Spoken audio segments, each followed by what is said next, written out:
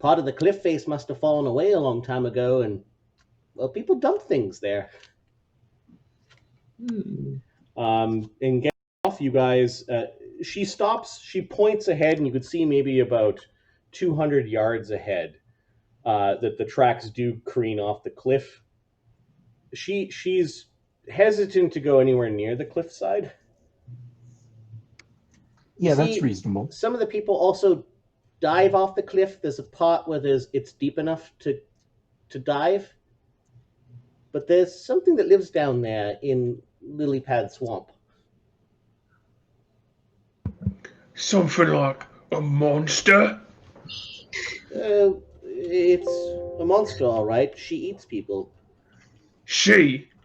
What, like a hag or something? Yeah. Yeah, she's got bumpy skin, green, big teeth, claws. One of those noses? Well, she probably has a nose. I've never really seen her. Sort of like hooked in stuff. Well, I'll show you. We'll go there. She probably doesn't climb up the cliff. The others that have swam down there go through the sewer and then end up in the bog. And they've been swimming out there because, well, silver. Yes. Is she a nuisance? Is there like a bounty on her or something? Oh, I'm sure there wouldn't be any complaints about the man-eating hag lady. She's attacked some of the swimmers. I'm sure their families would be happy. She does, given the size of your group, is willing to walk down the iron tracks to the iron track drop, and yeah, you do see the rails careen off the side. This thing must have had a little bit of speed because it's not directly down below, but you do see about, I don't know, 60 to 80 feet out, kind of lying in about 30 feet of water. There's an old school coal engine on its side, and there's little lily pads all growing all around it. Like the swamp looks like, I think I created a map for this. While you bring it up, do you know why hippopotamuses have short, flat paws? No. To make it easier to pounce from lily-pad to lily-pad. There you go. Very nice. So that's what the swamp looks like. It's really dark waters. It's deep in some area, including the area where the train looks like it's been deposited. You do see other trash and stuff in the swamp, and then there's this endless sea of lily pads that stretches out before you. The cliffside from where you're at is about 80 to 100 feet above the swamp water, but you do see that the shoreline, you kind of looking over back at the city, you do see a really big storm drain that kind of juts out from the cliff face where the city is, and that might be the way that you actually access the swamp by foot. She does point it out. There's the storm drain. People catch tadpoles and snails, and some people actually, before the hag showed up, did the laundry there. It's a storm drain, not a sewer, she says. Can I make a survival check to get a sense of like how fucked you would be if you actually walked through the swamp? Like from like a natural standpoint, like sure. You know, am I seeing poisonous spikes or anything like that? Actually, it's a knowledge nature. Okay.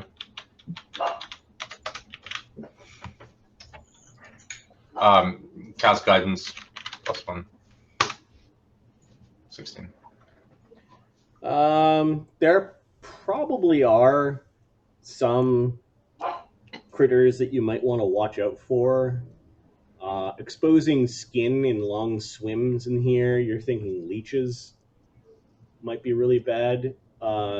You, with a 16, there might be some type of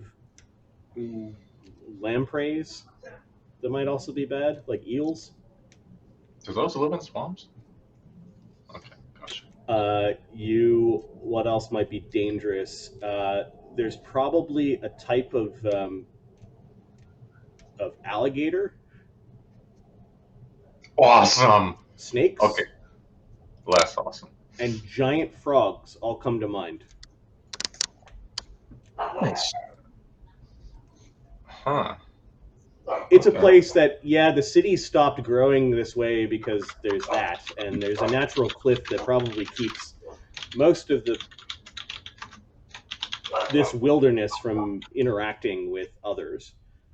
You do see far out there are some huts, like almost like in a drier part of the swamp. You see some primitive-looking huts. There's a cluster of them in the distance, kind of where those trees are. Cool. Did Bukerbeck walk over to the edge with us? Yeah, he's there. I'll kind of nudge him, like, you know, with a shoulder, and be like, "Is that the place you was talking about? Little village where they don't wear pants and stuff." It looks very similar, but no, I came from a different pearl.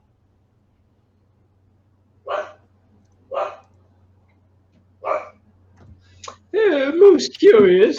Eshmala, no doubt. I did not come from a mystical and magical place. I came from the Pharaoh's fen.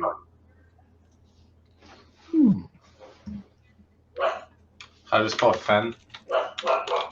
F-E-N. Okay. Thanks. And he pronounced it Pharaoh, but it's actually like it's been bastardized, perhaps, and maybe. Nice.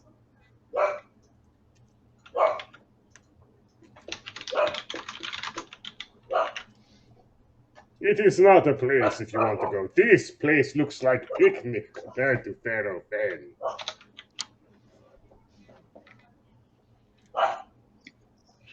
You do see that there is a placard on the side of the train that does say Direption, like the name of the engine is visible from this distance. You can see little fish and things moving around.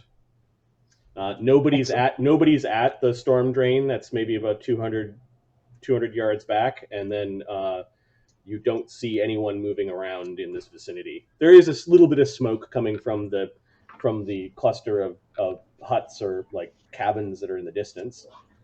The storm drain connects to a whole set of sewers, right? Yeah, says Nyta. How far does it go?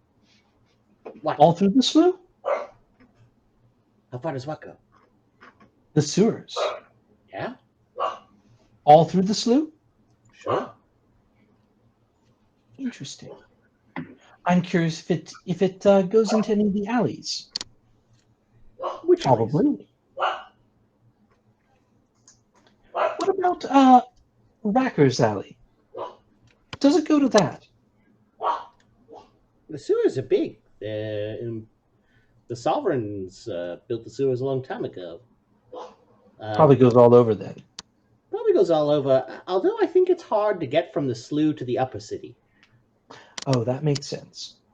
You don't want to go anywhere near the sewers that come from the upper city. Yeah. Nobody likes that kind of waste. It all gets dumped in here, I guess, but it looks pretty green. I mean, Nature finds a way. Yeah.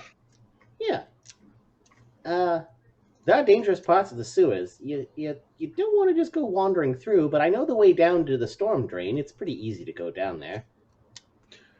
If there was like a hypothetical situation where we asked you to like take us to some sewers that went under the Arcanacrum, could you get us there?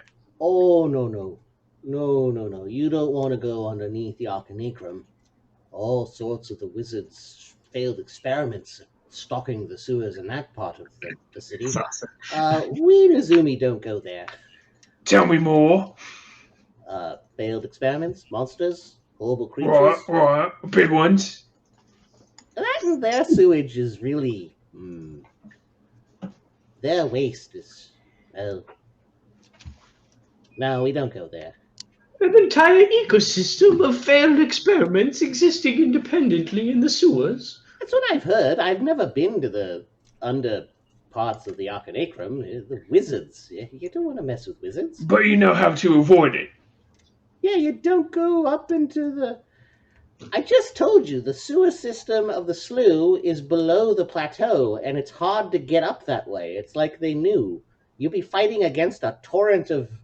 a landslide of sewage from above, and just because we tend to explore the sewers does not make us like the byproduct of them. Oh, I was not making any inference. I was just asking if you could get us there. Sounds like the answer is no.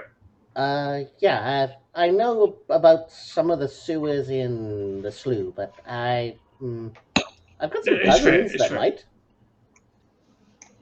The huts, are they size like medium, size small? Medium. Can we tell from this distance? Probably medium creatures. It's not like a swamp troll village or something, right? No, Like, no. okay. There's a cluster of huts and cabins. Maybe a dozen people live out there. Do I see Henry David Thoreau anywhere in any of them from this distance? Who? Henry David Thoreau, living on the edge of Walden Pond, writing his memoirs. I have no idea what that is. All right, never mind. Okay. It's as boring as it sounds. It is even more boring, if you can believe it. On the way back to the city, can you point out the entrance to the storm sewers? Yeah. Since we might not want to jump. Yeah, people still dry their laundry around there. There's a whole maze of laundry lines. It's pretty easy to find. But I'll show you. Does this mean that we're square? No, only when you give the... Yes, I will give the nice band, the nice jewelry back to the lady once she makes her public proclamation. And just sneak it back to her. She doesn't need to see it's you. We're good at sneaking. Unless you want. If you do sneak, though, be careful. There's actually some dangerous things in her basement, Okay. like needles and stuff. All right. Then yes, we'll be square. Thank you. No problem. I'll show you on the way back. Okay, No. you get back to the scarriage, and you can see some children throwing rocks at the scarriage. They're pegging off the unseen servant who's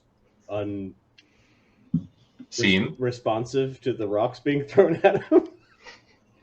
The children of the slough scatter quickly as the owners of the carriage return. There's some pebbles on the bench. Yeah. I'll climb inside. She points out a square where there's a lot of people, like a whole neighborhood of people look like they have drying their laundry out here. A lot of laundry lines, and then there is a cracked open storm drain entrance that has been sort of like dug so that there's actually stairs cut into the street that lead down, and a bunch of empty baskets for laundry, and you just go down there. They've blocked off the other ways. You wouldn't want to go down there when it rains. The water can get pretty strong. You'd end out in the swamp, I guess. Sounds good. Sounds good. I think perhaps a good night's rest would do us well. Where do you guys live? Wherever we want. I get it. Oh, okay. Well, not everywhere. Like, I'd love to live in the palace, you know. Actually, we haven't been back to our home in some time. Yeah. Sorry to hear. Okay. Yeah. This is where I get off. I'll give the bracious back when she's made a public proclamation. And she puts two clawed hands over her chest like a solemn square, and she skitters off. Yeah. Again, Saun makes a mental, like, he's done this, he does it again, like, he makes the mental note of how to track her, like, you know, looks up how she steps and stuff. I don't know shit about tracking, that's why, like, Yeah, you're pretty sure that you could track a Nezumi, and you've gotten a look at her footprints. So. Right. I guess we didn't role play this. Saun tries to make, like, as we were driving back, I guess Saun took a few minutes. So I just tried to make, like, a bit of a conversation with her, like, you know, to know her not as a complete stranger, but as, like, a butcher you occasionally see in the store and maybe exchange a few words. Okay, she's starting to warm up to you a little bit. because you're not like pulling at her hair and her tail and stuff. She tells you that there are more Nezumi that live in the slough that than most people realize. Right. She's defensive about where they live. He doesn't. Zero pressure. Like we're talking about the weather. Like not trying to learn anything in particular. Yep. She seems to be happy to be riding in this neat magical carriage. She's definitely appreciative of what you guys did.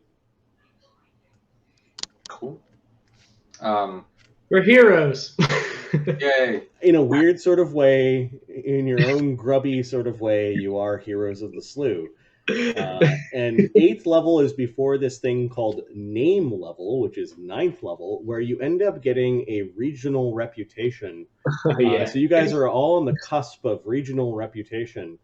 Name level, it goes back to 2nd edition D&D, where as a 9th level fighter, you gained a keep and followers as a class ability. Like you just get a keep, and it was this weird sort of thing, and that's why your name has become such that you're granted a keep and you get armies. I remember playing a fighter and breaking out graph paper and drawing pictures of what I wanted. Yeah. So it's an old term for 9th level, which I think is appropriate. That 9th level is name level, and then baked into the actual rules of Pathfinder is the concept of legendary, where the spell legend lore actually gives results for any creature or magic item that's 11th level or higher. So that is another peak. That's another point where your reputation may begin to change, where your enemies, if they could cast a 6th level spell, could possibly learn things about you without being near you, because your legend has begun to spring. And then there's other minor milestones along the way. Like another one would be whenever you cast 9th level spells, which is typically around 17th or 18th level. That's like Archmage Phil. So yeah, you guys are on the cusp of name level, and this Nyta definitely appreciates her heroes. You guys have killed the spider, who is a horrible underworld kingpin of sorts, and she asked for your help, and you guys gave it. Now, the way you guys gave her help was, legendary. Legendary? No, name. Borderline name. Okay. So, where are you guys going to get some rest? You guys have fought several times today. This day you rested. You went to that weird circle area. The well in. And you rested a night there after you scared away the basement type deal. The bramble creature. Yeah. So you've had one big fight today, which was against Lavender's thugs. You drove around for a couple of hours, so it's I haven't rested since I joined the campaign. So the alchemists. Oh, and then the alchemists too, right? Okay. Yeah, I don't think we rested in that area because we interrogated the captured alchemist there, but I don't think we rested. Okay. So you guys have. Dream place, since we were at the halls of Somnambulance. Yeah. It's been a busy day. All right, so it is nighttime. Like night has fallen by the time that you guys have gone to the edge of the swamp. You spent the last dying hours of light pointing at the swamp and finding out where the storm drain was, and now you're headed where? It sounds like it will be a bit of doing to get us all back through the entrance into the halls of Somnambulance. Perhaps there's a back way. If not, we would have to make our way, I think, all the way back to the villa, which I am not opposed to. If it's on the way, I wouldn't mind swinging by the old Chalmers estate to see if anyone is home, just to keep an eye on it. Could stay at the Chalmers estate, or even at the Pearl, or one of our old residences there. I do believe I still own an apartment somewhere. It may be a bit cramped. I think so. My master's place is still empty, and it is across the street from your old apartment. Yes. I'd offer to let you guys stay with me, but my shoe house burned down. Honestly, sounds like our best bet, Zephyros. Every place here is kind of a tiny little apartment that we wouldn't fit in very well, or a place that people are going to come looking for us because we've done terrible things. Oh, does that mean that once you were the student and now you're the master, Zephyros? Nice. He's got the staff and everything, Makranam. I am. Oh, Master Zephyros, that's what you need to call him now. Hey, son! Makranam's got a tendril with a little boosh on the end of it. He's talking out the window to Son! Seriously, son, you need to call Zephyros Master now, okay? We do? Yeah, because he's the master. He Okay. has, I think, attained the rank of master. He has certainly inherited his former master's mantle in some respects. Zephyros just shifts. Wait, you inherit your master's mantle? Oh, no, I believe you misheard me. A mantle. It is a type of draping of power and title. This type of conversation continues as you guys are weary with the day, and you pull up to a busy-looking street. Not necessarily busy with people, but like busy with buildings. So this is like nighttime. This is nighttime. Or late evening? Yeah. I do not have, or do I have this on this map? Pro Cantina? Or continues there. Or, I mean, Zephyros's master's house. Yeah. I do remember us. I remember an adventure in Zephyros' house, but I don't recall if we had a formal map. I think it's the thing above in the Pearl Cantina map. Is that in the top left corner, the rope trick where Snake Guy was hanging out? Yeah. This is it. is it. Yeah. There's more building to it, but I think you're right. So I'm going to go to the Pearl Cantina. First, I'm going to delete your old tokens there. Oh, yeah. Because there are some NPCs that should no longer be. Oh, that just triggered me, Marty. The murder bug. Come back, murder bug. Yo, there is a fucking cow that's called Mooba. That is so legit. Yeah. Do you I know what love Ruben's profession is? Well, I would I assume think like she's a a bartender. madam, isn't she? Milkmaid? Yes, it says madam. Yeah. Wait, is this like that kind of cantina? Yes. It is. Yes, it is. Nice. We have a good reputation here, actually. I mean, we have a reputation here. Right. Okay. Oh, that was the rope trick. Oh, okay, now I understand what I'm looking at here. So, Yeah, where the Snake Guy was hiding. there was a hallway, and then the room where. So I'm going to delete the rope trick. I'm going to force you guys to where I'm looking. Mm-hmm. You pull up to a building. It appears to be 2 stories. It is definitely a building built for Fant, like really, really wide doors. It is locked up at the moment. Does Zephyros have a key? Yep. Zephyros, hold up! Don't open that. Saun gracefully slams his face into the ground because that's what always happens when he tries to get off this carriage, and gets up, comes up to the door, and uses door sight. What the fuck? Touch it, hand against the door. You can lay your hand upon any surface and see what is on the other side, as if using clairvoyance. All right. I'll read it. Yeah, it's a travel exploration like ability. Oh, it's a travel domain?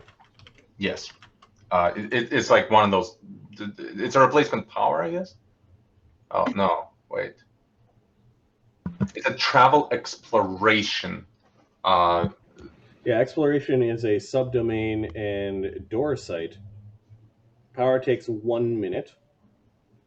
Mhm.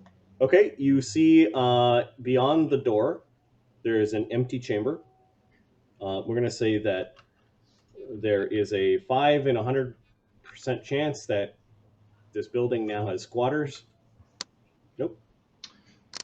If it's a slough, it's probably close to 100%. This sturdy fant-sized door has kept people out. There is a so I'm going to start to draw the map as I'm talking.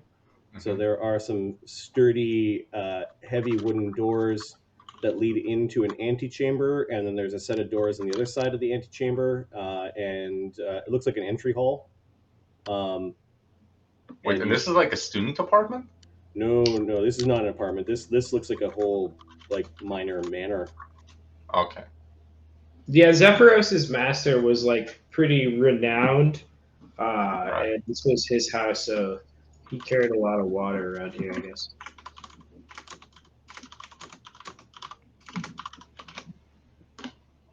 Wait, but we're like in the slough, aren't we? Or are we still like in that lower level of the city? Yep. We're not in the worst part of the slough. We're like middle class, maybe the like This is six. where crime lords live. Yeah, exactly. There's a good brothel right here. I think there's also like pretty close by. I believe there's a theater full of drug denizens. I don't know. Not very good acting, I've heard, but An opium den. I believe something of that type. Yes. How do you get there? Somewhere, perhaps we'll look around. Sounds like spinning his head around, trying to see if. Oh, okay. So gotcha. Right. This whole time I was imagining that the red thing was the quote unquote apartment, which is why, like, I was surprised that there was that much detail to it. But this makes more sense.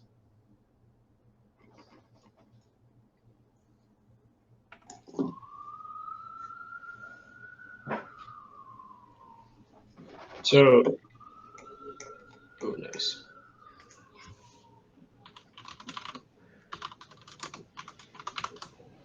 Yeah, you guys are just there was never a need for this map, but Yeah. I mean, you just told us to come here. Like, you have no one to blame but yourself. Be right back. My apartment was on the same street as this place? yep. And It's a pretty nice place you got here. so is Ferosae's. Ferosae, you sold yours though, right?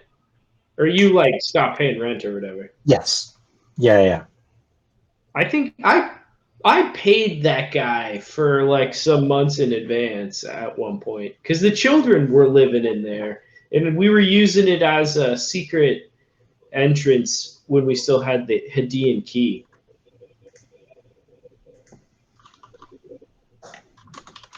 Yeah, we went to that place several times. In fact, there should still be urchins living there paying the rent. Maybe. Yeah, they got a little spooked. I tried to get what is it, Sai? Who was the bartender guy? Tried to get him to sort of give them jobs so they like weren't just like street rats, you know? Yeah. Oh, that's right. Yeah. I think he agreed to it. I think so. They're sort of cleaning the place in exchange for rent or something like that. So, so they would just be off the streets. I mean, they work in a brothel and they're just children, but it's better than the streets, I guess.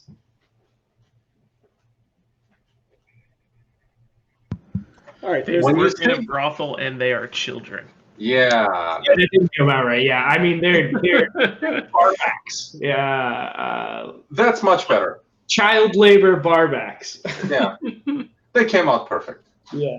All right. So yeah, it is a place filled with very large, heavy doors, wide, sweeping hallways, kind of rounded ceilings, and it's sort of a clunky architecture because it's kind of big.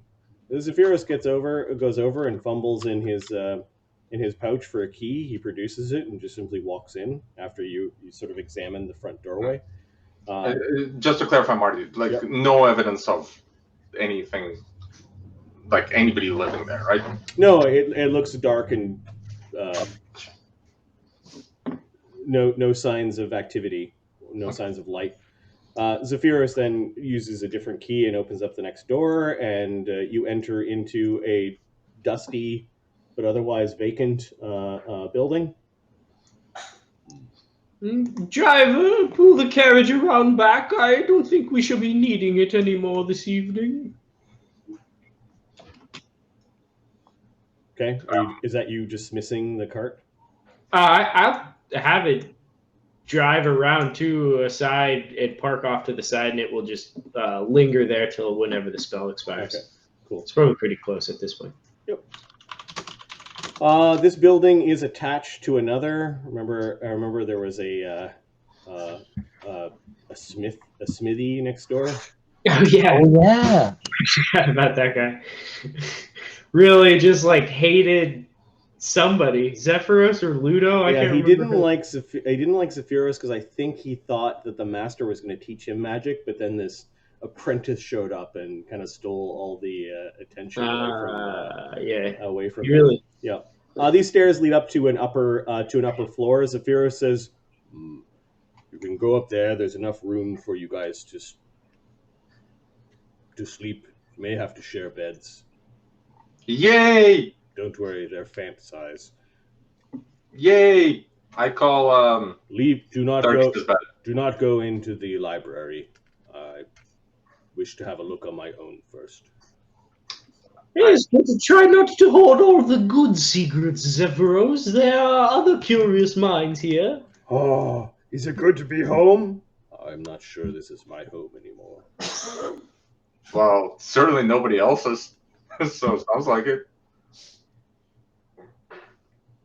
Bahamut goes in and is sniffing around a big like pantry / kitchen area. There's a dining room and a sitting room. What's this hall. neighborhood like for Zephyros? Need a lot. Keep watch or something. It wouldn't hurt. The doors are thick, but we are in the slough after all. They will steal anything not nailed down. You did see a lot of boarded up buildings, and there were And the some lack of police presence, perhaps? uh, Because of a riot? there was a lot of garbage in the streets. Uh-huh. Some of it was being used for like bonfires. There were a few drums that were on fire, like just sort of big metal drums. Say, Professor, when you say they will steal anything not nailed down, what do you mean by they? The neighbors, local children, sometimes they throw bottles at you. It could be anything. I've been living here for a time. Not the best years of my life, mind you, but... Zephyros pauses for a moment as he passes this particular door. Those that know Zephyros the longest know that was the room in which his master died. Yeah, the deathbed. And then he continues up the stairs, disappears for a while. I will summon an unseen servant and sit in the kitchen while I make him make me tea. I'm going to make a cup if anyone's interested. Hold up a second. Yeah, someone would walk into the kitchen and ask the bear if the bear smells any actual food in there. Yep, there are some preserves that are in jars, but the bear's sense of smell is pretty good. So he's like pawing at a jar of preserved pears. Mm-hmm. Marty, if it's cool, I would actually like to stay in the entry hall. Sure. Once the doors close and everybody's in, he's gonna take the greatsword, put it underneath his chest, kind of curl up in a ball, and sleep next to the door. With your back against the door, sort of thing. Yeah, the door does push in. It is locked. Zephyros, I guess, took the keys with him. He locked it when everyone got in, though. Yeah, that's fine. That's just where he's going to feel safest. When he sees you settling in, he won't lock the inner door. Okay. He did put Makaranam down and put the JE door down. For some reason he carries a door frame with a door in it, and the door frame says JE above it. Since you've met Zephyros, you've noticed that he carries this door on his back. And no one said anything about it. It looks like a fully functioning door inside we all the just door accept frame. it too. Yep. Makaranam just settles in beside the door like it's nothing, but he did put it down finally. It's something that he's been carrying for some time. Bukerbek, yeah, I guess like any place when you go over to their home, the kitchen seems to be the center of activity. Saun's feeding Balma pears, and there's some tea that is being served. Wait, not feeding. Cast detect poison first. Okay, so you using your cantrips or your orisons to detect poison. No, it looks like a functioning kitchen. Right. No, I just meant on like a jar of preserves. I don't want it to be like rotten or something. Yep. You guys take precautions. Given recent events, a bit of paranoia seems to be healthy. Some of you a little more paranoid than others. Zephyros eventually comes down the stairs and says, "The bedrooms are ready." Ooh, would you like a bit of tea? He comes over and he sits down and he sits with you guys. A quiet night is had. I don't know if you guys cast any concerned looks over to Thurgus, but Bukerbek does come over with some tea and some sliced preserved pears, I guess, because you guys got into that bottle, into that jar, and then some what is it called? Saltine crackers are the really basic version of this. They're like sailor biscuits. Hardtack. Yeah, some big blocks of hardtack, and some mushy preserved pears, and a big mug of tea, and he puts it down beside Thurgus. So sort of, I don't think this has come up at all yet, but Thurgus kind of sniffs it, and then he just sort of like waves his hand and casts Purify Food and Drink. So any sort of aspect that is spoiled, rotten, diseased, poisonous, or otherwise contaminated is now suitable. Okay. Bukerbek smiles, and what was the phrase it used? Sort of a priest? Sort of a priest. And then he'll take it gratefully. Yep. Thanks. Excuse me, Makaranam, I didn't see you there. Oh yeah, Saun looks for like the best preserved pear, and he gives it to Makaranam. Like, is it for eating or for keeping? It's for eating, buddy. Zephyros, did you just indulge? What is it like going down, Marty? Well, it's not this time what it's like going down. A slimy pear on his big tongue, you imagine it would be like swallowing your own snot. Sort of. That's a lot less appetizing than I was hoping, but yep, sure, makes sense. Swallowing a yolk kind of thing, like. Zephyros, did your master indulge in any mortal vices? Perhaps a snifter of brandy or something stronger? I will go look. Ah, splendid. Well, this is turning into quite a pleasant evening, I would say. He does come back downstairs with a. It is a bottle of Rakastan fire wine. Is it a Zephyros size bottle? I forget what the name of the elephant people are. Fant? Fant. Yeah, the Fant size bottle. No, it's a regular size bottle, but he's like, he has this. Shall we indulge? It's been a bit of a long day. Yeah. Detect poison. That sounds good. Does alcohol turn up as poison? We're gonna say no, it doesn't. No. I looked it up. No. Okay, so you don't get any poison off of it. but it is alcoholic. It's not enough to get all of you drunk because you share it, but it's enough to get everyone a little bit buzzed. And there's a strange sound that emanates from Zephyros' master's domain after a long period, and that is camaraderie and laughter. The Too night. long has it been? While we're drinking, find the glass, have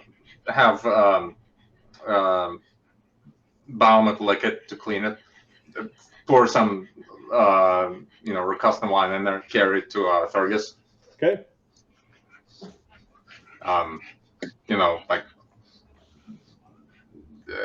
Found this. Here, have some. It's good. He sniffs it.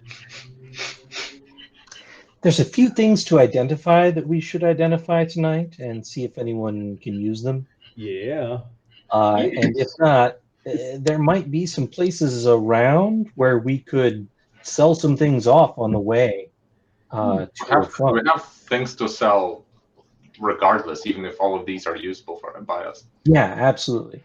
I don't think we want to spend like days selling at this point or anything. Yep. Because there's some reasonably urgent questing, but like if there's a shop along the way that buys magic weapons or whatever, yeah, wouldn't be bad to turn some of that into. And I think like half a day is reasonable though. Like we also don't want to be carrying around guns.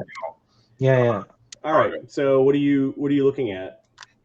I'll use identify from the monocle as well. I think I had 3 per day. Yeah, I'm looking through the list. I don't think there's anything here that is beyond your ability to discern.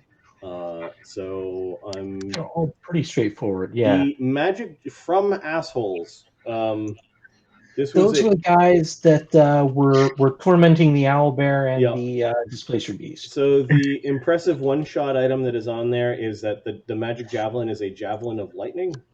That's what I figured. Yeah. It's a +1 battle axe and a +1 heavy flail. Oh, what is the potion? I'm guessing the potions are just bull strength, owls, whatever, eagles. There is one potion of bull strength. It was. We found an ornate wooden box. Yeah, that's up at the top. Yeah, we got that from Makronom. We convinced him his master or whoever. Yeah. Oh, it's cute bumpers. And one potion of blur. Oh, okay. Those are the things the assholes never got to use.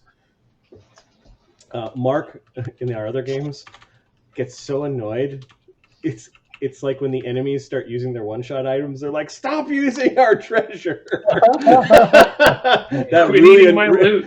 He was so annoyed. What was it? It was a wand of scorching ray that was blasting his 3rd-level character's ass. He's like, "I want it so badly. Stop using it." Funny. The carved, the ornate wooden box with carved with the bull, the owl, the eagle, the cat, the bear, and the fox. Filled with one potion corresponding to each carving belong to the transmuter. Okay, so the wooden box is magical. We're going to call this the box of alchemical perfection. Oh, nice. Ooh.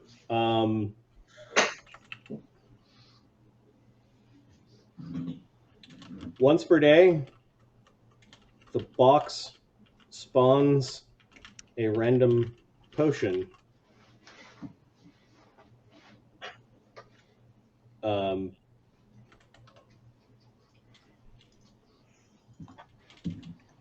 random missing potion from the set. Cool. And the set includes a bull strength, a bear's endurance, cat's grace, fox's Owl's cunning, wisdom, eagle's splendor. Yeah, owl's wisdom. What's the int one? Eagles. Fox's cunning? Yeah. Yes. All the potions are at caster level 5.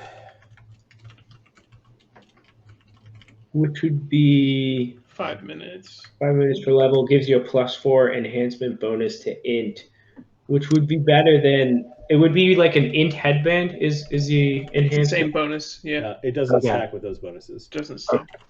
So if like one of us drank it right now, it would help max out that enhancement bonus because I think the only headband we have for int is like +1, maybe. Usually +2. Get some plus twos. +2 to +4. Okay. Usually the only time you get a +1 enhancement bonus is if it's an iron stone because they have a type that stacks. So you have to like collect them. But usually the headbands go 2, 4, 6. Headband a happy snake +2 int bonus. Yeah, that's right. So we give another +2. Yeah. Nice. They're more combat things as opposed to overnight things. History. Owned by the transmuter, and then stored in Makranam. Given to us by the transmuter. What a nice guy he was to just ask Makranam to give that to us. The Heartseeker Club is something you may want to look at. Yeah, that one's nice. It ignores mischance for concealment. Is this gear and treasure, loot and treasure? Loot and treasure, yep. Yep. It only works on creatures with proper hearts, though, which is weird. I mean, Heartseeker, right? The Brink of Destruction and the Hope Stealer. These are the two short swords that you got from the daemon, Outsider? the thing that attacked the train. Yeah, I think Saun was carrying one of those, weren't you? Yes. Yes, I believe so. Yeah, I think if it's you have the Brink of Destruction. For a time, I had the Hope Stealer, but I think it's probably just sitting with party stuff at the moment. Okay. Mm-hmm. It's not small, so it'd be a little bit unwieldy for me. Yep, feel free to start divvying that up if you guys want to in any way. There are a bunch of potions, and somebody should definitely carry the box. Carry and use the box. Yeah, I mean, I'm interested in it, but only for, like, Fox's cunning. Someone should carry it and then hand out potions before battles, too. I can't find the Hope Stealer. I don't think it's on character sheets. Go ahead and take it from Loot and Treasure and put it on your sheet if you want it. Gotcha. It's a short sword. Nah, it won't make sense for me. I have a great sword.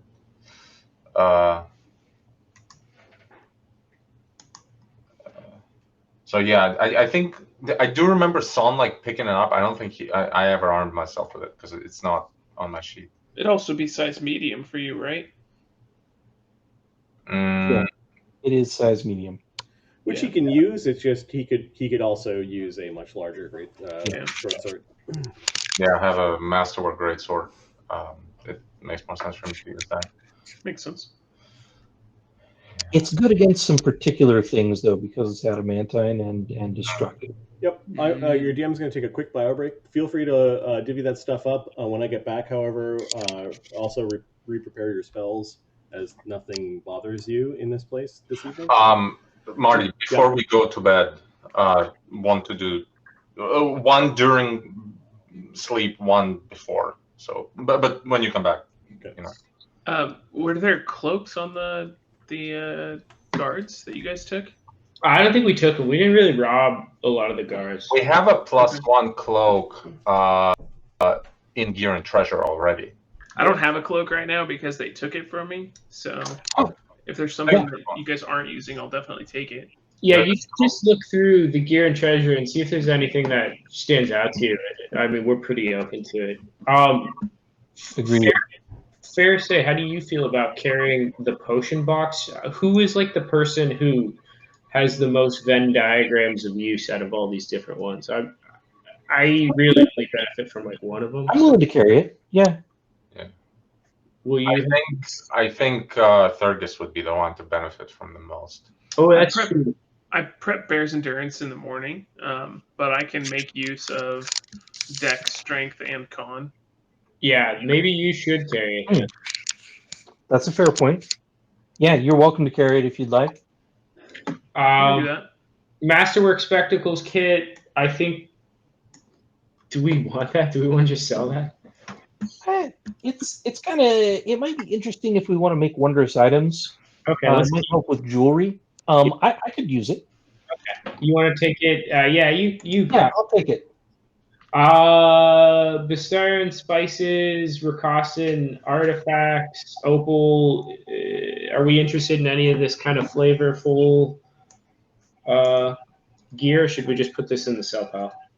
So, yeah, I think when in doubt, just sell. I don't think we're in the position to really start making like. Black opals are useful for creating undead. That's There's a interesting. spell component for that. Okay. What's the javelin of lightning do? Creates a lightning bolt when you throw it, basically. How many times? I think it might be a single-use item. Oh, okay. But that said, it feels like something we probably ought to use. Yeah. I don't have a ranged weapon. I'm just holding on to regular javelins, so I could hang on to it. Yeah, go ahead and take that one. This like desert Routhe Howdah, we sold that, right? Yes, we did. Yeah. Okay. The 8 days of medium food, the serpent armor. Now that's we still, I think, have all that stuff. It's just it was in the Howdah, but now we don't own the Howdah. All right, I'm gonna get rid of the Howdah and move it's already under sort and divvy. So. Hey, Marty. Hey, Marty, can you give me the stats on the javelin of lightning? I'm gonna start moving stuff into the appropriate categories down below. So if anybody wants anything, like call it out. I'm gonna leave in, I guess, the wand of remove disease. Just someone should carry that. Probably Ferosae. Yeah, I've got a decent use magic device. Yeah. So I could carry that. It's in the one section now. I'll go ahead and take it. As soon as it shows up there for me. Do you want me to drop the link somewhere? I put it in chat. Max? Yeah, I got it. Okay. I added it. I'm going to take that, and then I think there was a cloak, a +1 cloak that I was going to grab as well. It's +1 resistance, I think is what it said. Yeah, cloak of resistance. I'll grab that. And then it sounds like I'm going to hang on to the potion box. Cool. Yeah, where certain things are on. Marty, did you or did somebody? I mean, if no one did, Saun would definitely call for it, like to identify the quiver. No, it's not on It's a here. fishing quiver. That's my guess. Yep. I think somebody has one before. We have a neat little format for fishing quivers. Let me find out. One note.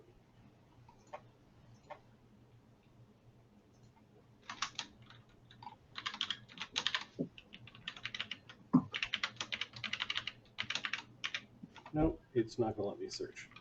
It's crashed twice now. Oof.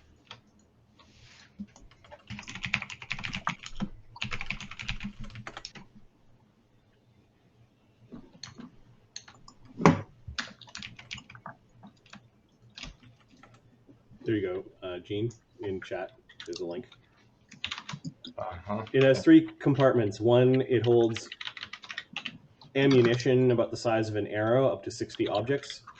In the second compartment, it holds 18 objects in the general size or shape as a javelin. We ruled that wands can also be stored there. And the largest pouch can hold things like bows, spears, and staves. Okay. Yeah. Saun would grab that then. Okay. And Which one are you? would that go like? This would I'm guessing this would be considered worn gear, but like, where would it go? We can put it under slotless. Okay.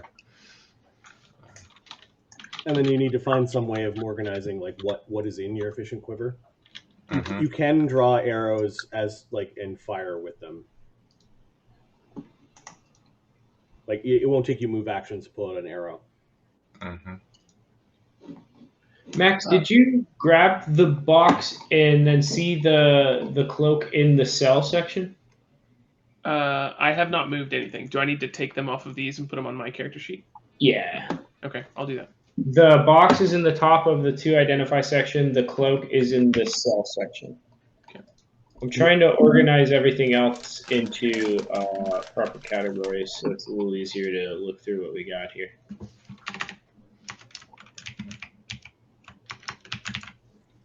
Did you take out of Macronom the nice Ion Stone box that was tainted with Blood Veil? I don't think. you I don't know. playing It's that still Ion in there. I have a remove disease today. I could, if you guys have something that's diseased, I can cast it. Yeah, I have 2 as well. Just so we're not burning charges on ones. It wouldn't be crazy to take those items from Macronom that have been blood veiled then and try and clean them up. Do you remember what before... the color of the Ion Stone was? I don't know that we even looked inside and saw one. Dusty Rose Prism. Is that the best one? Okay. I think there was a certain time where I decided what it was going to be, but when you guys didn't poke around at it, I may have. I think we didn't look inside of it. Okay. Or if we did, does anyone have an Unstone on their character sheet? I don't know. I don't think so. The possibility is we actually took it out and someone has it. I have a headband and a circlet. That's where an Ion Stone is. I think you had a purple one from before that you tricked the lost and found people into delivering you. Yeah, that one I've got. That one's awesome. Where would it be in? What slot? Slotless. I don't see it on anybody's sheet. Okay.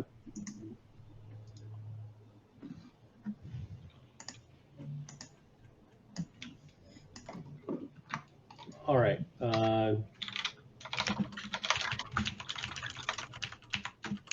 Give me a D26. Somebody got that one? All right, I'll get it. I rolled it. There we go. Cool. 16. Or something 16. that starts That's with a P or something close to the P. Okay.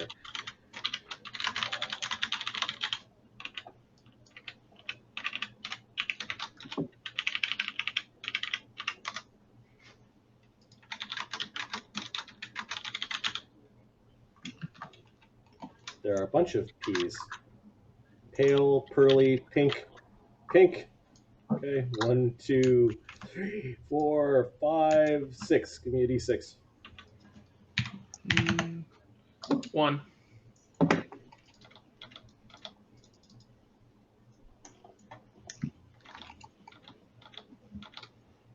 Okay, the Ion Stone that is inside the box, and you guys said you were casting Remove Disease on the box. Yeah, I can cast it first. Yeah, give me some caster level checks. Just straight up caster level. Yeah. 21.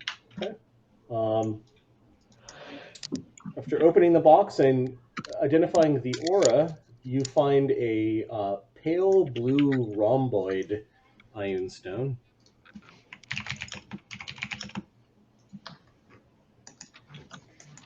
+2 strength. This stone grants an enhancement bonus to strength, +2. If nobody else wants it, I'll take it. To what? Strength. Strength. Makes you Yeah, strong. you should probably take that.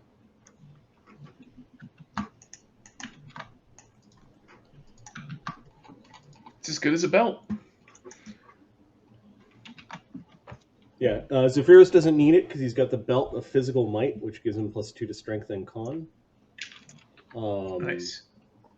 So yeah, we're fine with the bear.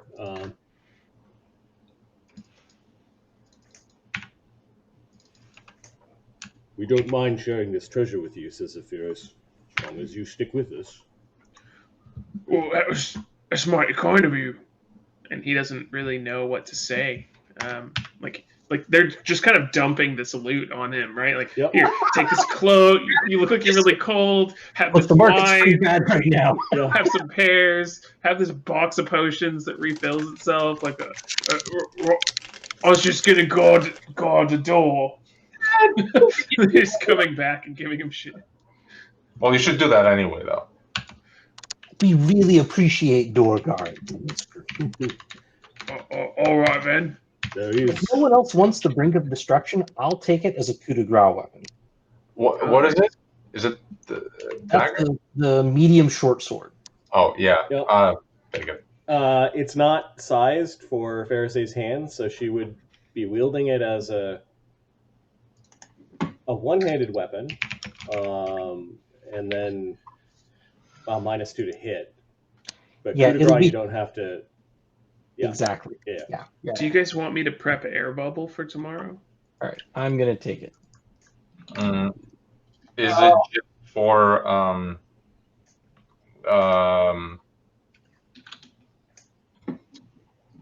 We have to go underwater. But how many people does it work on, though? Just one. It is a good point of discussion. Are we going to Racker's Alley tomorrow, or are we going into the swamp, That's the question. or something else?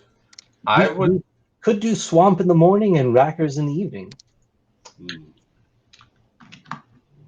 He invites you away from the door for this conversation, as you guys are going to, I guess, plan for your daily preps the next morning.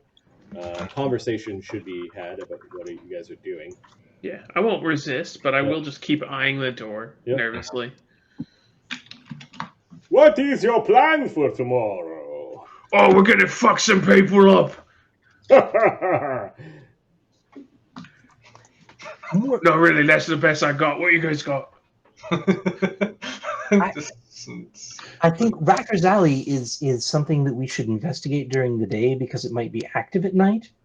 The swamp is also something we should do during the day, I think, rather than at night, while we have a little bit of light. Both will be dangerous in different ways. I would say the alley, because there's a timeline on it, while the swamp is just kind of there. Like, the hag doesn't venture out. And, it sounds like well, actually, you know what? Let's ask this question. And Saun casts divination.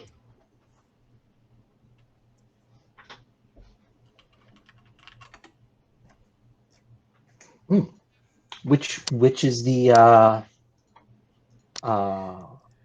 useful piece of advice in reply to a question concerning a specific goal, event, or activity that is to occur within 1 week. The advice granted will be a short phrase, blah, blah, blah. There's a percentage, and sure, what are you...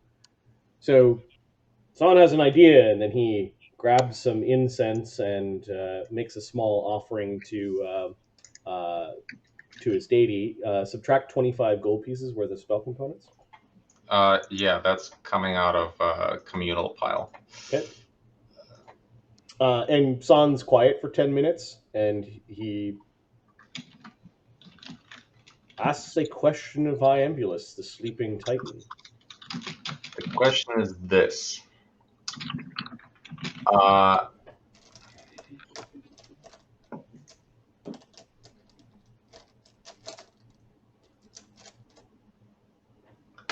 Should we go into Rucker's Alley or the swamp first if we want to help the city with the plague?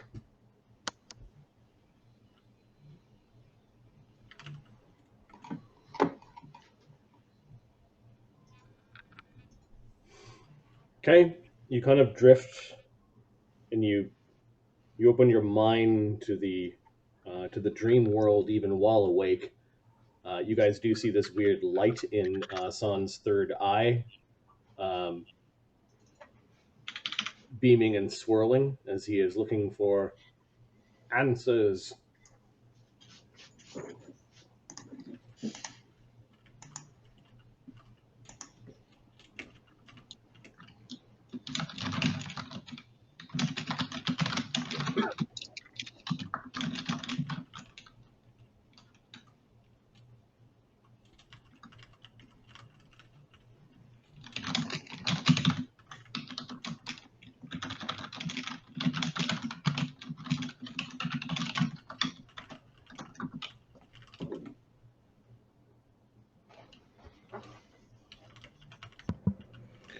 Is that alley place the one with the vampire?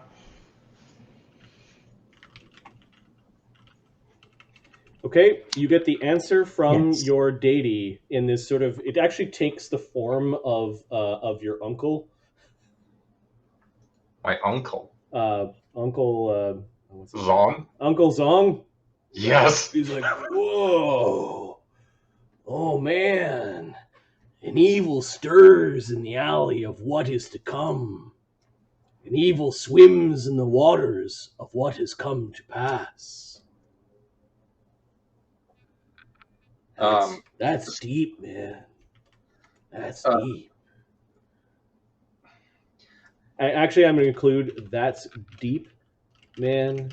That's deep. You realize that that's part of the message as well. Right. Well, this is not a conversation, so Saun just takes it in. Yeah, Right? you're like floating in the dream space while awake, Right. and then you're like, whoa! You wake up and there's just a smell of incense and. Right. How did the bear take this? He looked up from the hardtack that he's got crumbled in his beard, and he's just looking at you. Right.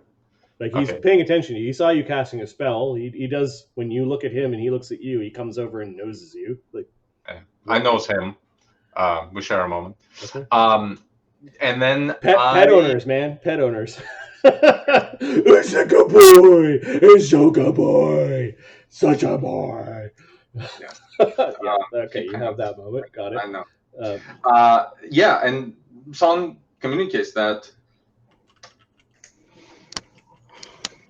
It sounds like the dreams tell you the swamp is our risk, and that makes some sense. It seems like maybe a source of the plague, and the connections to the hags, the potential for connections to hags are uncanny, unsettling. I'm gonna start a page called Saun's Divinations, and I'm just gonna paste the. Yeah, it'll definitely happen again. Like I'm preparing the spell tomorrow. That's awesome. As much as sometimes it's annoying to have the magic that gives you the answer, when the spell says cryptic advice and short phrases, I'm like, yeah, this is so that evil in the alley, then that might be the more urgent. I think so too, because it said, well, two reasons. It said that the evil in the swamp already happened. It very well might be, and this is consistent with the Nezumi's tale, that's where things were taken out of that may have started the plague, but it happened. Versus the alley, something will happen in the future, and maybe we can prevent it. I mean, this is my first time. I don't really know if we can actually change the future based on these foresights, but I think we kind of have to assume that we can. Oh, and also keep in mind, this may very well be wrong, and I won't know.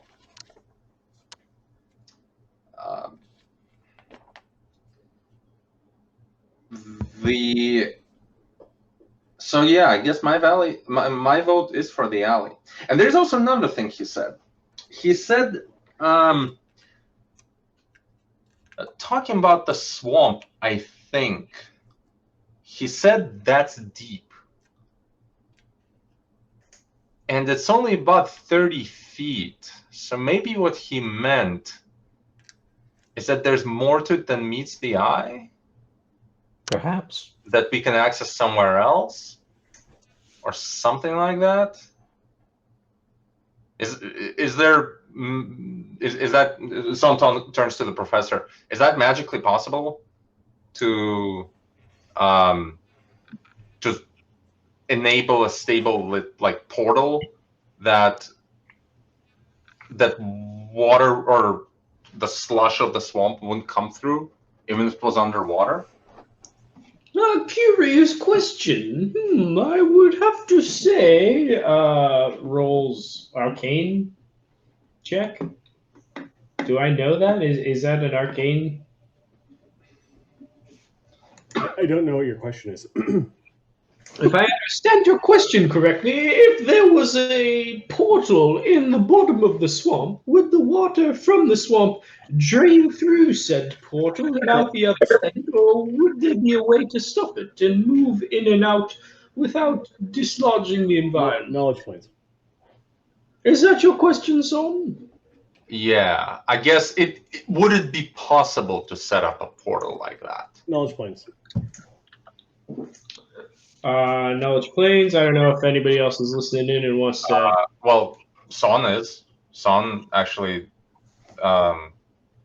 Yeah, I guess Saun makes his own check. Like his knowledge planes is plus 13. Typically in these conversations, so we don't have skill piling. We I have aid so as yeah. opposed to. So +2 from Saun. Ferosae, are you curious about this discussion about planar magic? Nah. All right. 1937. If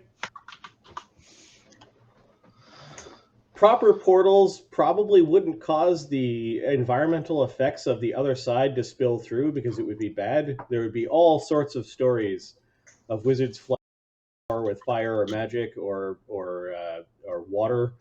So To be fair, there are all sorts of stories of exactly that. Rifts, however, sometimes will do such things, and those are bad. So, like a gate spell won't. A properly built wizard portal shouldn't. When there are tears between the planes themselves, all sorts of bad stuff can happen, including bleeding from one plane to another. Wait, so potentially, if there was a rift, it could bleed this way as well, because it's not like it's motivated by gravity. Which might be going a little bit above, like, Saun's int, if you will. Yeah,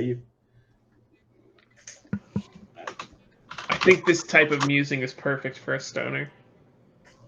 Yes, that's true. Potentially overthinking it quite a bit, too. Portals, man!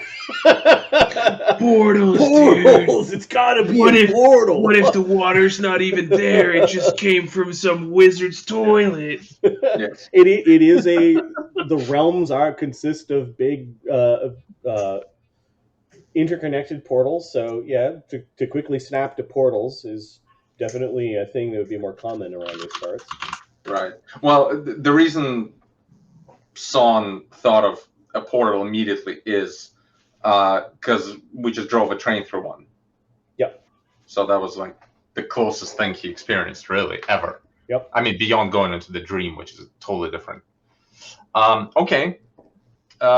Yeah, so I guess my vote is the alley, and the bear's vote is also the alley. He points to Balamut. What do you guys think?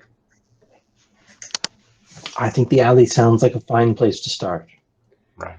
Not really a fine place, but it's where we should start, yes. As good of an answer as any. I would like to swing by my grandfather's old estate at some point as well. There are some matters, perhaps, for me to attend to. Perhaps we can spend the night there. Ah, a splendid idea. I thought we were spending the night here. There will be other nights. Dude, there will be other nights. Saun is shocked with that concept. All right, so it sounds like you're going to Racker's Alley. You guys spend a night here. And then I'm sorry to interrupt. During sleep, if we get there. Yep. That's what I'm Transfer attention. Okay, we're Yes, there. but- I use dream state, and I visit the Nezumi, Nyta. Dream state. Yeah, domain dream, like ability, I guess.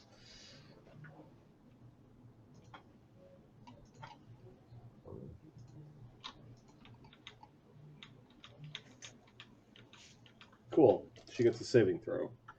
Yeah. It's the DC. It just says will. So this would be. It's as if you had the spell scrying.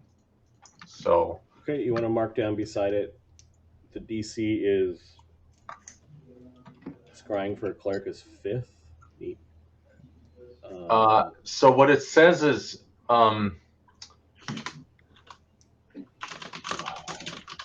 That's fine. Just mark down beside it that the DC is 15 plus your wisdom modifier. Okay.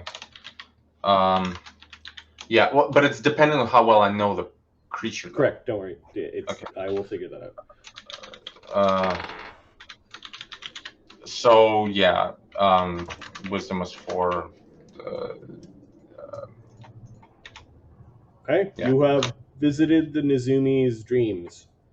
Right. She's dreaming of flying. Right. She's having a flying dream. Saun like gracefully floats next to her. Okay, she's like, Hey, Nyta. She's now flying away from you and trying to get away from you, and eventually you have to chase her in her own dream. Yeah, you also get that she thinks you're scary. Right. It happens a lot with women. Yeah, so Saun chases her and like assuming at some point he's able to communicate. Why are you here? That's what she says. Remember how I said I'm good at tracking? I meant that. Okay. I can find you. Remember your promise. Okay, give me an intimidate check. Okay, how does our size difference apply here? Or does it in a dream?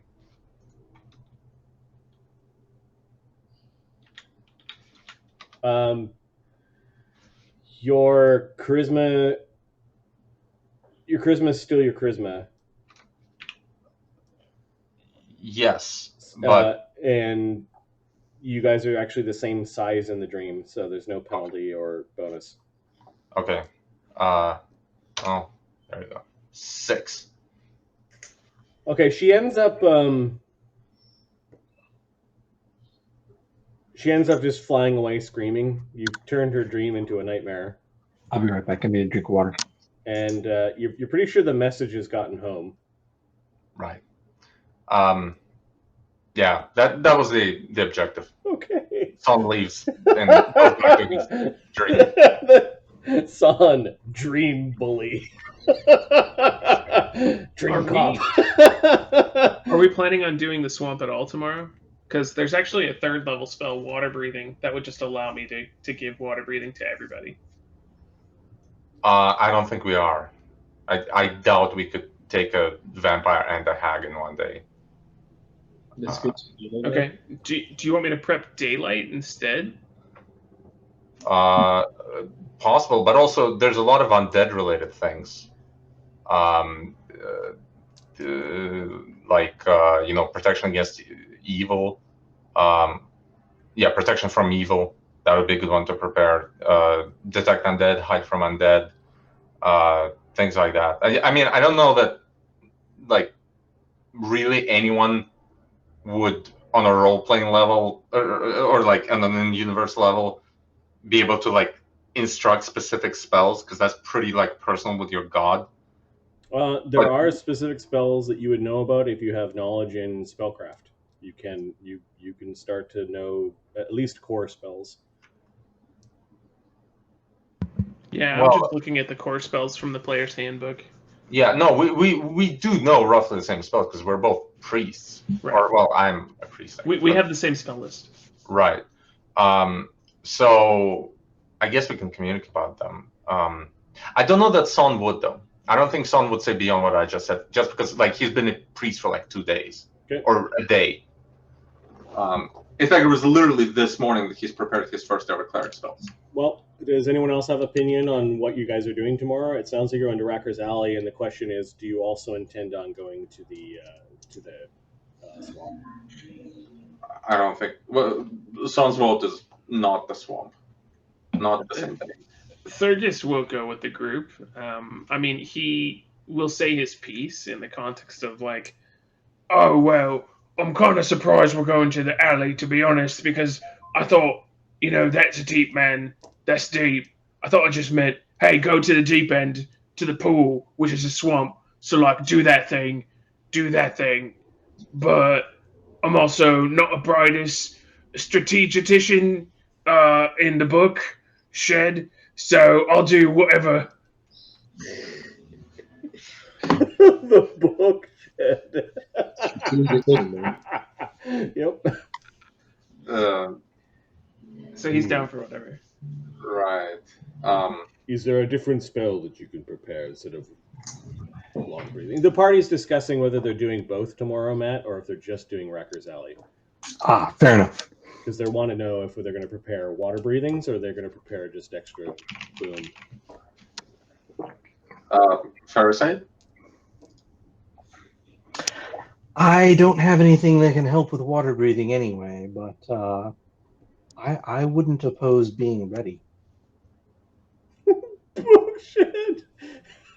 Yeah, I'm going to mark that down as a potential name for the game. Bookshit. The brightest strategician in the bookshed. We might save that one for when they visit a library. I got a nice bookshed. Well, when we go to the Chalmers estate. Yeah, the Chalmers. Yeah, that's a big pile of bookshed. In fact, about that, maybe that's what we should do tomorrow. I just think the swamp can be very dangerous. I think we should, and there are hags there. There's really a good reason never to go there, but if we have to, I think we'll have to, but I'm willing to do it not tomorrow, but the next day. However, the professor's manor, house. Bukovac says, I can prepare water breathing just in case you change your minds. You can prepare all the combat spells that you need to for tomorrow. Thank you, Bukovac. Does the destruction of a swamp or an alley contradict the god of commerce? Yeah, I can come along. If there are things in the city that are impeding commerce, then yes, I shall help. But I am here for healing primarily. I am not properly equipped to wander into great combats. Would you like a weapon? I have weapon, but I am not a warrior.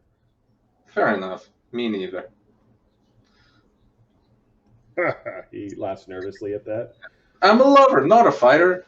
Saun says, and hugs the closest thing, which is Thurgus.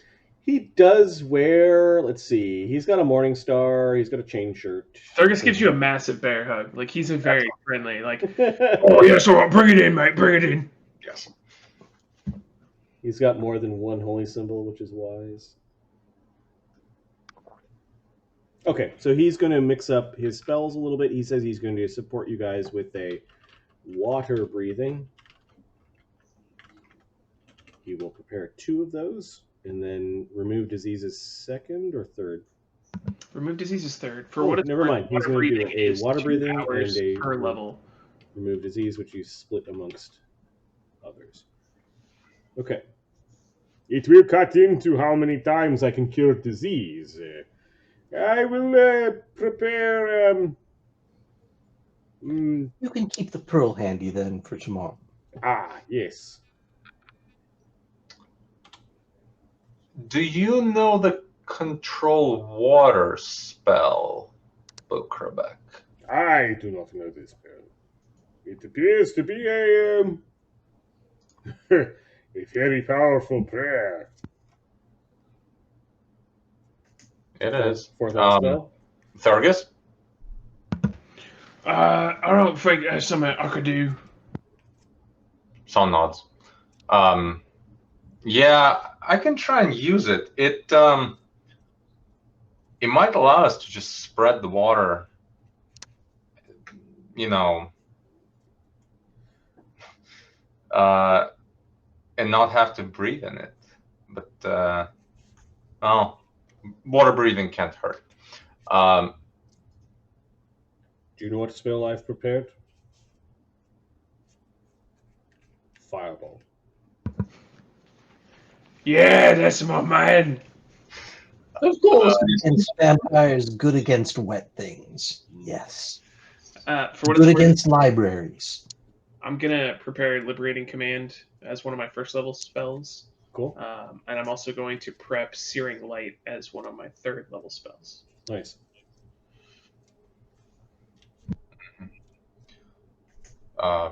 Yeah, Marty, you need to know the spells. I spelled them out on the spells per As long as you guys have picked them. Oh, I leveled up Mockernom a little bit. I need to roll his hit points. Ooh, nice. Nice is right.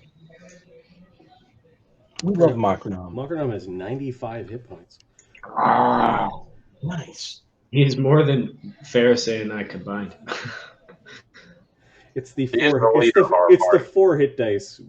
No, 7 hit dice is a mimic that helped. Wait, is that Jesus? Wow. This thing Not gets really. collapsed into 3 levels as a monster, so that's where he got a lot of them. Still doesn't have spells yet, though. Well, kinda does.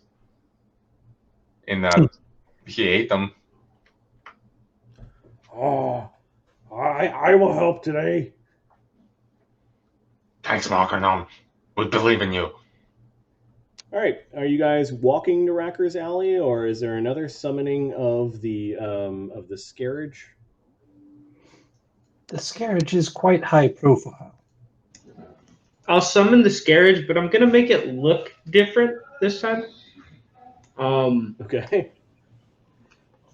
I think it will just be like, it will pretty much look like a coffin on wheels, like a giant wood coffin.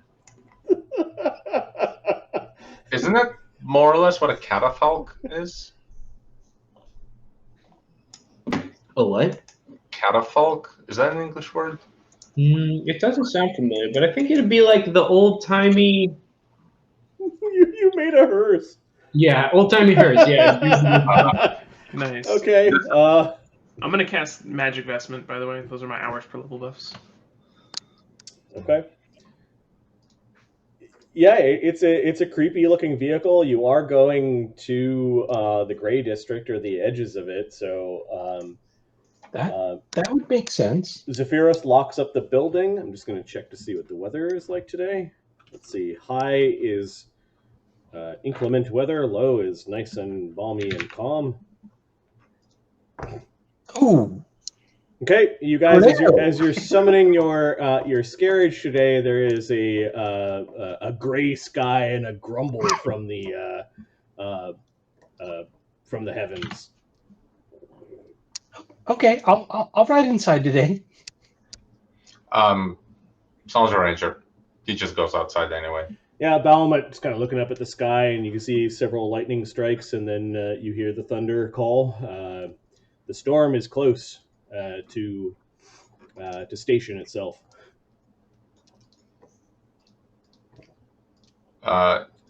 Give me a knowledge nature as you guys are riding through the rainy streets. The rain's kind of coming down sideways.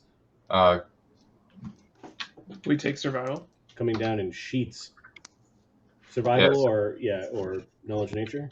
Yeah, survival for sure. 32. 23. I should be taking 10s on most of my knowledge checks. I Okay, think that's I'm boring. 33. I'm cool with this stuff. Okay. Be a bad day to go down a storm drain. 34. Something is amplifying this storm today. As if there was already a storm, and normally weather doesn't get like this in Station, but you can see things being knocked off roofs. The rain is coming down almost sideways. There is a gurgle of water into storm drains. Firing arrows will be, or range attacks will be difficult this day. I'm going to explain how difficult. Let me just look up rain. Storm. I'll start to fear if it becomes snow.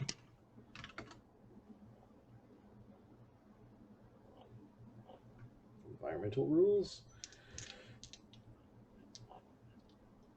You're certain that weather shouldn't get this bad in Station? Like, they've solved this problem before of like really bad weather affecting the entire Pearl, and for whatever reason, that protection is no longer here or not acting today. It seems the regular functioning of the Pearl's weather protection has waned for the day. Strange. Indeed.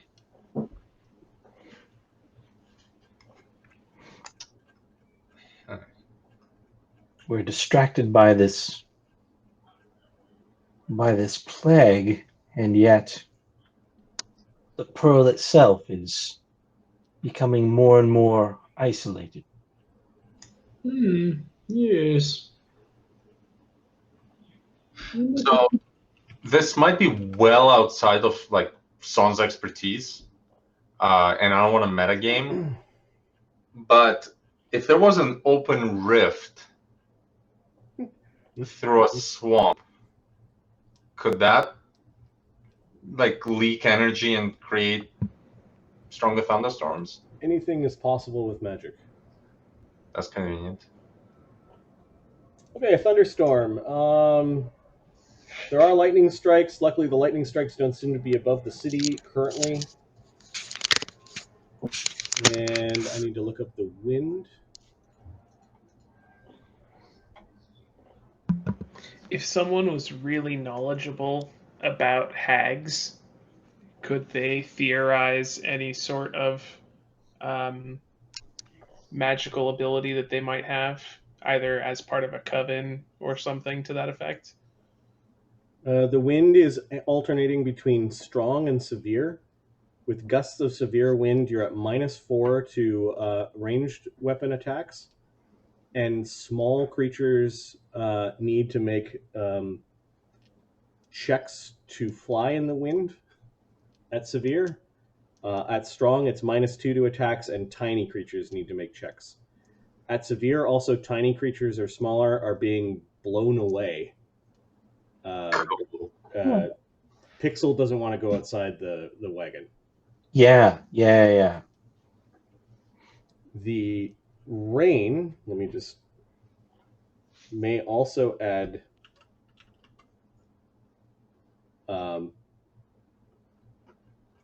concealment to ranged attacks.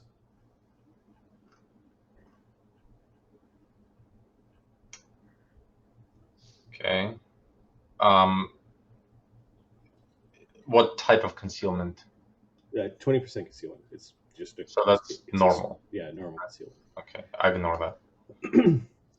Okay, you guys go riding through the city. The rain seemed to be keeping people indoors. The few soggy folks that you do see are quickly going to and fro, probably between shelter or trying to seek shelter. You get the sense that you are the only ones kind of wandering around the slough. I'm going to move your tokens from the Pearl Cantina map to a different map. I think it's the Racker's Alley map. We'll go back there. It's just a different area of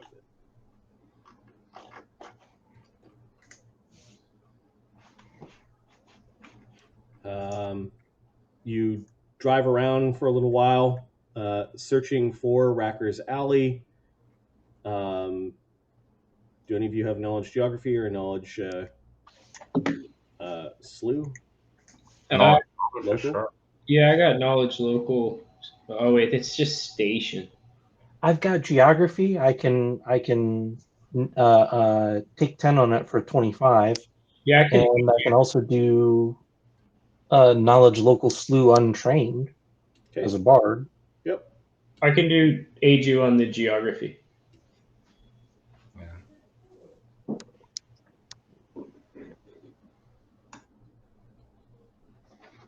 I'll just take the bard, take 10, 25 on geography. Yeah, you are able to navigate the streets despite some of the visual problems, and you do know that up ahead, between sort of a pinch in the buildings in the street, it may not have been built to house or allow this type of traffic through. There is a very narrow spot that you will have to make a ride check or a handle animal check to navigate your wagon through without getting it stuck. Professor, give me a perception check. The DC is 20. You've been navigating your spell by not riding in the front. You've been riding in the back, being a backseat driver. So the DC is 20. You're at a -4 to your perception check because of the rain. Can I guide him on this? Okay, so you're like, hey, give me a perception check, DC 20, -4 because of the rain.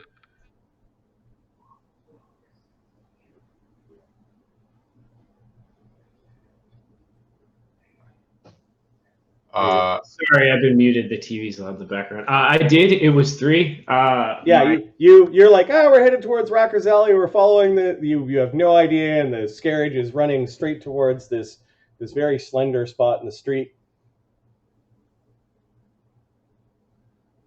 Okay. I mean, I can't. I don't know anything.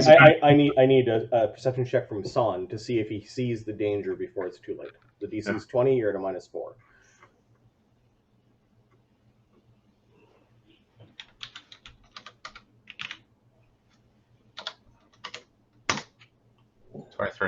Is that including the -4? Yes. Okay, so yeah, you see the problem. There's going to be a wreck in a moment. You can either hop off or try to stick your head over the side to communicate with the professor. I do both. I slam down, and as I fly by, I yell, "Stop the carriage!" Okay, give me it's an acrobatics check to jump off the carriage without taking any damage. Okay.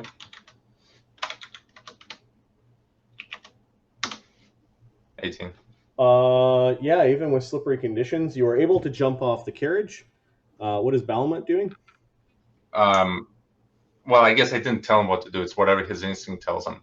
I mean, I'm guessing if he sees me like rapidly jump off, I would assume he'd do the same. But okay, give me an acrobatics check for Balmut as he's hopping off the moving carriage. He can feel free to land on me because I love him. Hold on. So there's acrobatics jump and there's acrobatics. Which is this? Jump. Okay. Yeah. 22. Yeah, no problem. The bear just drops off the back. Professor, you're like, hey, they're leaving, and he yelled something. And you're even with a +4 with your perception. Did you get above 20?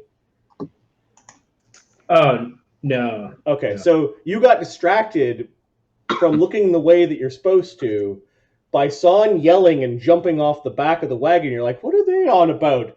And then there's this horrible lurch as the carriage tries to like squeeze into this area. The carriage, give me a D3. 1 means it gets stuck before it gets, or it stops before it gets stuck. 2 means it gets stuck in the middle, and 3 means you've actually pulled your way through. Okay, 2 is the worst. So you guys get stuck in between 2 buildings that are blocking the windows and the doors from opening on either side of the carriage. The carriage is lodged. Everyone inside was sitting down, so I'm going to give you guys D20 rolls. Don't roll 1 to basically don't take damage by like banging your heads or anything like that. 6. Oh, what an inconvenience this is. Makronam, Nat Zephyros. Oh, Zephyros injured his head a little bit. Bukrabek. Okay, so Zephyros took 4 damage if anyone rolls a 1. He kind of slammed his head into the back of the wagon. The horses are trying to move forward, and the whole spell construct has wedged itself between the buildings. Saun and Balma, you see that your companions have got into, well, kind of technically it's an accident. And there's a lightning strike, and perception check? With the minus? With the -4? Yes. 25. Nice. There is something climbing like a spider on the roof. It is a humanoid form, however, that shouldn't be hunched over in that way. Nice. Fuck. Can I make like a knowledge whatever the fuck check to figure out what the hell it is? It looks like a pale-skinned elf that is climbing like a spider on the roof. Well, Saun, demonstrates his communications mastery and yells, "Hey, get the fuck off there!" There's another strike of lightning that gives you a good look at the creature. The creature looks at you, its red eyes glaring, and it kind of it scuttles out of view. Which way? Just back onto the roofs. Okay, gotcha. All right, everyone in the cart, what are you guys doing? And then what is Saun and Balma doing outside the cart? I'm just going to run round by round until there's actual foes attacking. But you saw something. You saw something that looked really bad. I cast Vanish, and then I will dismiss the carriage. Everyone slams into the floor. Okay, so are you waiting for everyone to do stuff, or are you just going to deposit everyone into the street? I mean, I don't know there's danger. I just know that we got wedged in between. Okay, so there's a horse sound and like the crack of the whip of the driver, and then the whole carriage disappears, and yeah, all of you just go tumbling into the street. I'll cast callback on Pixel this round. Okay, so the carriage goes away. All of you, the professor knew what was coming, so he actually stood up. The rest of you, however, kind of spilled onto the ground, and you're all like prone on the ground. What is going on? Pixel can hover, so she's fine, but everyone else is sort of prone and spilled all over the place. Yeah, and I think Pixel can gonna hover wanna in this weather. get into a pocket. Okay, Pixel's going into your pocket. You do Yeah. see that there are some doors to buildings. They are all boarded up. All the shutters in this alley are all boarded up. Been there. There is a storefront here, and it's called. It's the only building within sight that has like a name on it, and it is called Geotori's Toys. Mm.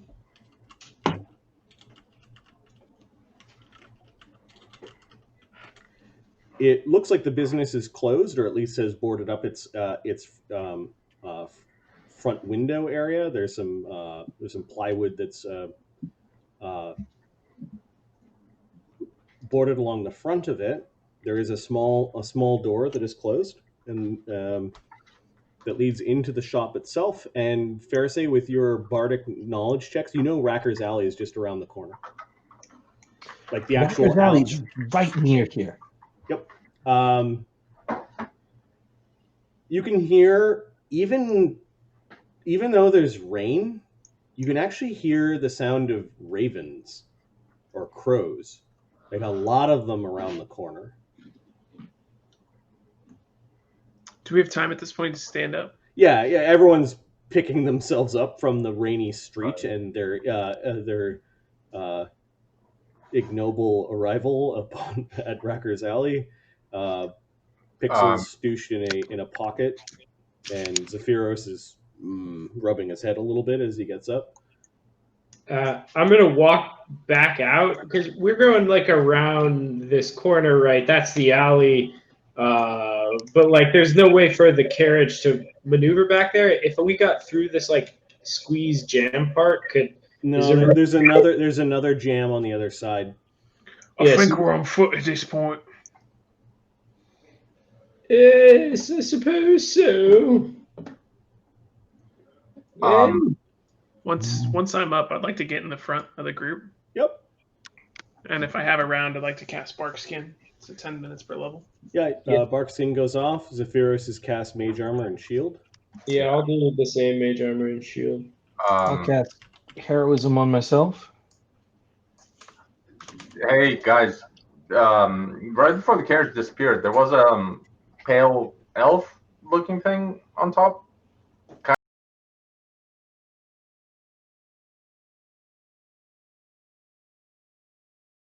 Like he was a spider.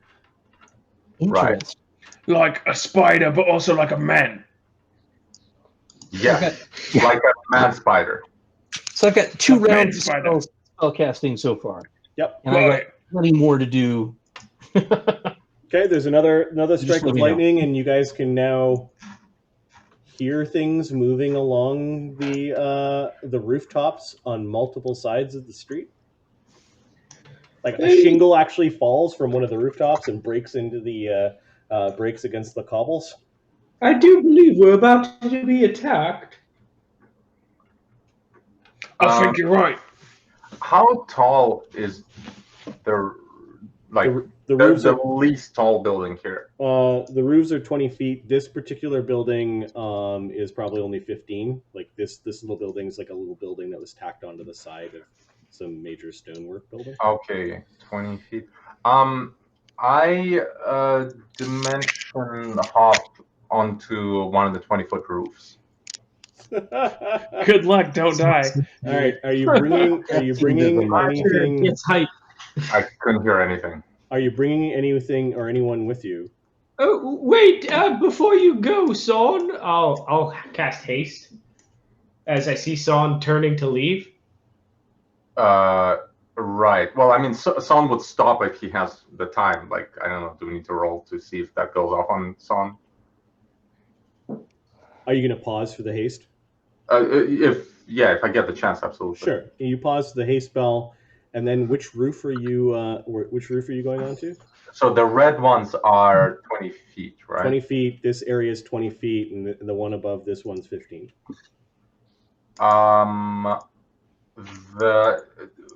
Which way did Ferosae wave when she said that Racker's Alley was that way? This is Racker's Alley. Okay, then, well, I guess I would walk here and walk the element with me, and we would both, dimensional hop onto the roof. All right, there are 2 creatures on the roof. The pale-skinned elf is there. He's just simply standing, soaking wet. And there's another creature crawling on all 4, similar to how the other one was moving. They are in cowled robes, and it's initiative time. Well, they look friendly. How much time did we have to buff? That was Sorry, I didn't want to interrupt. That was the 3rd round. Okay. So you had 3 rounds of casting before we were. I got 8 people with the haste. So it's probably going to be Saun, Balmut, Thurgus, Zephyros, I guess Ferosae, the Professor, Bukerbeck, and Mockernam and Pixel. Okay. I'm just going to do a time check. It is 10:50. We normally end at 11. I'm up. It's up to you guys whether we want to do the fight now or if we want to delay the fight till next week? It is a bit late. I don't know if we want to delay, get Neil in on it as well. I don't know what you guys are thinking. I'm up for a fight. Yeah, I'll go either way. I'm up for a fight. The point about Neil is good though. Like he might want to be a part of it. Well, yeah, I think next week other people are not here either, so I will be out next week. It's my wife's birthday. That I was told I would doesn't be murdered. Ah, yeah. I mean, isn't that a sacrifice you were prepared to make? In game, yes. Out of game, there are parts of my body that I appreciate. Gotcha. Life happens. Okay, well, we might as well start the fight then. Okay.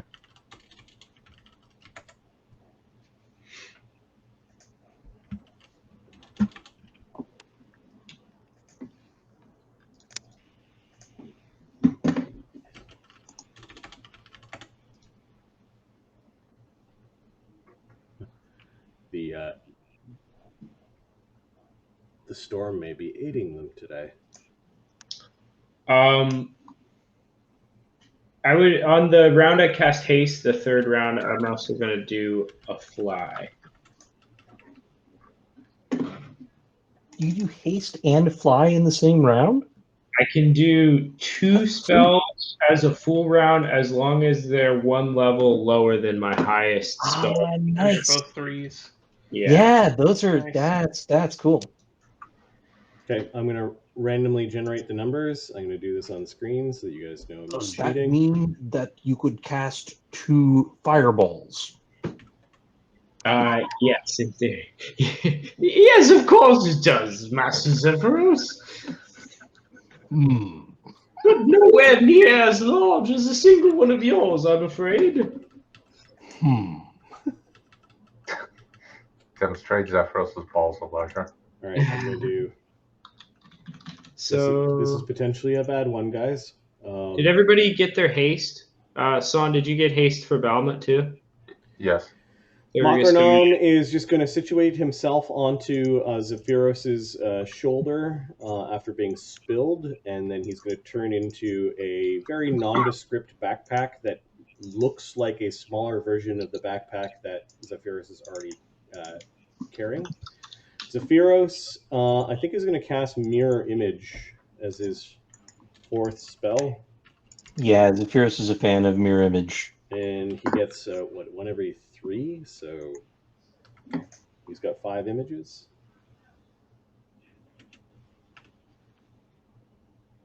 The pale-skinned elf.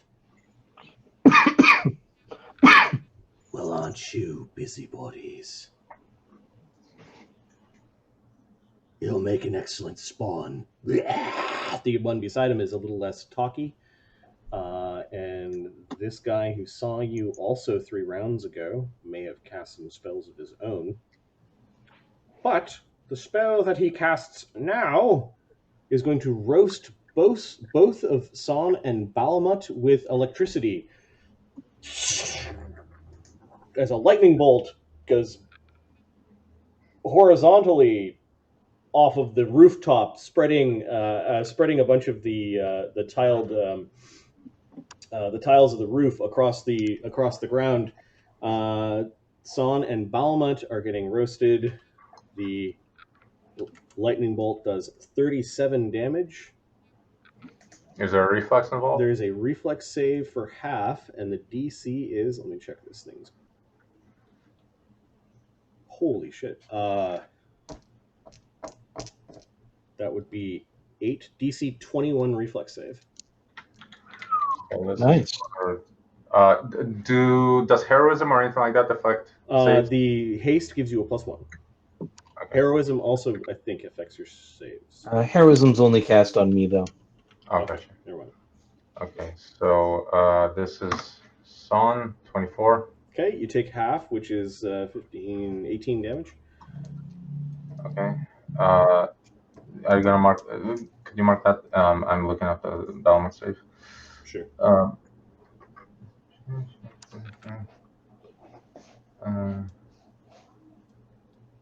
Kill the bear.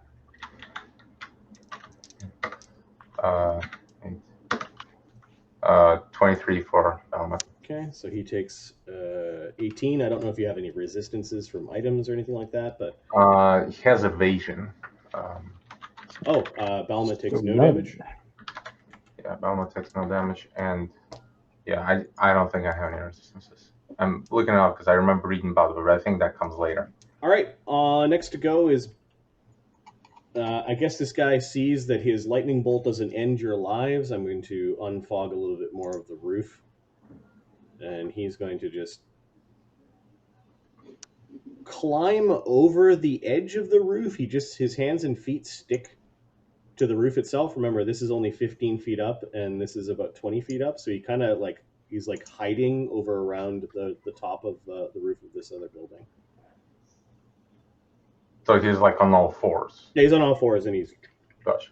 climbing around. He left his unfriendly companion on the roof. Mm-hmm. Balmut's go, however. Balmut does not like the smell of this guy.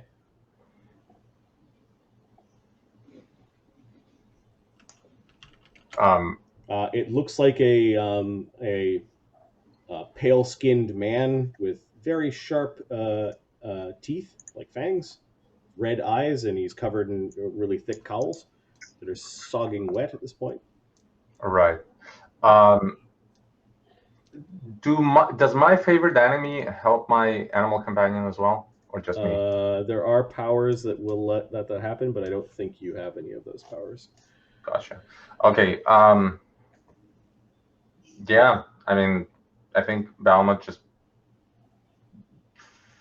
5 footsteps toward him and starts beating him up. He's got a haste attack, so roll 4 d20s.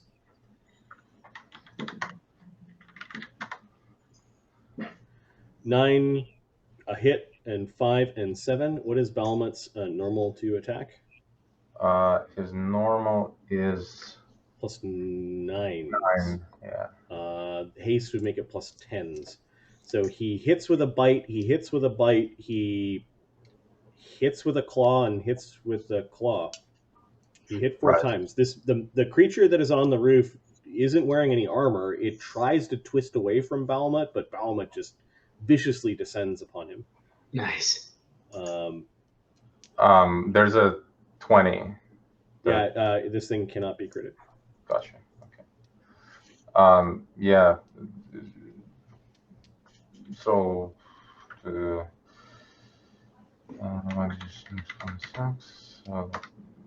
that's a claw. Okay. So it's claw, bite. I guess the order. Sure.